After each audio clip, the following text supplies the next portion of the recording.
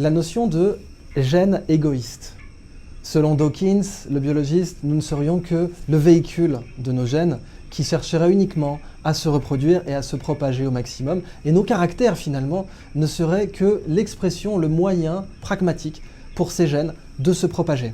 Dawkins s'était intéressé à cette notion parce qu'il avait étudié notamment un petit gène chez la drosophile, donc la mouche du fruit, la mouche du vinaigre, qui s'était propagé. On l'appelle l'élément P, c'est un élément transposable, donc un élément qui se déplace rapidement dans le génome, un élément qui peut aussi devenir vraiment viral. Et justement, cet élément P était devenu viral dans les populations de mouches du vinaigre en même pas 50 ans. On le retrouve aujourd'hui dans quasiment toutes les populations de drosophiles sur Terre, alors qu'à l'origine, je crois qu'on l'a découvert au Japon après-guerre. Et on ne sait toujours pas expliquer pourquoi et comment cet élément P s'est retrouvé aussi vite viral dans toutes les populations de drosophiles. Les éléments transposables avaient aussi été découverts par Barbara McClintock, qui a eu le prix Nobel de physiologie ou médecine, pour leur découverte dans le maïs. Mais ce qui est intéressant, c'est que Dawkins amène une belle métaphore. Il dit finalement, ces éléments transposables, on peut les retrouver dans la culture aussi. C'est ce que l'on appelle un mème sur Internet.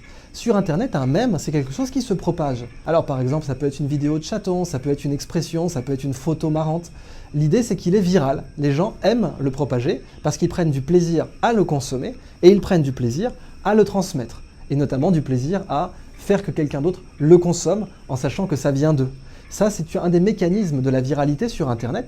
Vous voyez bien d'ailleurs qu'on a utilisé le mot viralité parce qu'on s'est inspiré du vivant dans l'étude de ce mécanisme, qui correspond tout à fait à des mécanismes de viralité qu'on peut observer dans des épidémies par exemple. La viralité, elle a une notion bien sûr intellectuelle, c'est-à-dire que de même qu'il y a des éléments transposables dans notre génome, on peut parler aujourd'hui de notre noome.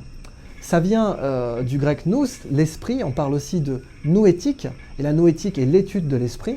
Eh bien aujourd'hui, on peut étudier la façon dont des éléments de l'esprit se propagent entre êtres humains, notamment par Internet, mais par toute voie médiatique appropriée. Imaginez par exemple, aujourd'hui quand on va sur Internet, eh bien plus personne ne cherche un seul site. Les gens cherchent des séries d'onglets.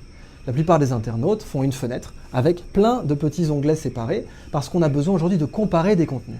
Eh bien, quand on fait une série d'onglets, on crée une connaissance, parce que personne ne peut faire cette série d'onglets à votre place. Google ne peut pas faire cette série d'onglets à votre place. Vous ne pouvez pas ouvrir les 15 premiers résultats de Google et les mettre comme ça dans cette série d'onglets, dans cette fenêtre. Quand vous créez une fenêtre, vous créez un contenu pertinent qui pourrait être viral aussi.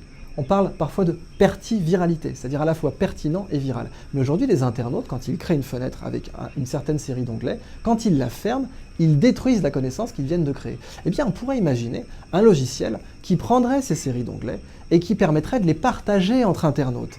On parlerait de web stigmergique, car le phénomène fonctionnerait comme Waze. Je vous renvoie à une autre vidéo que j'ai faite sur la façon dont le GPS Waze fonctionne. Il est basé sur les fourmilières et sur la façon dont les fourmis marquent leur chemin quand elles sortent de la fourmilière. Mais là, l'idée serait tout à fait similaire, c'est-à-dire que quand vous avez, par exemple, vous cherchez un écouteur à réduction de bruit, eh bien vous allez avoir 15 onglets ouverts avec plein d'écouteurs différents. Eh bien, ce travail que vous avez fait, vous pourriez le partager avec quelqu'un d'autre. De la même façon qu'il y a des virus génétiques, il y a des éléments transposables génétiques qui peuvent se propager dans les populations, il y a des idées et des systèmes de pensée qui peuvent se propager de la même manière.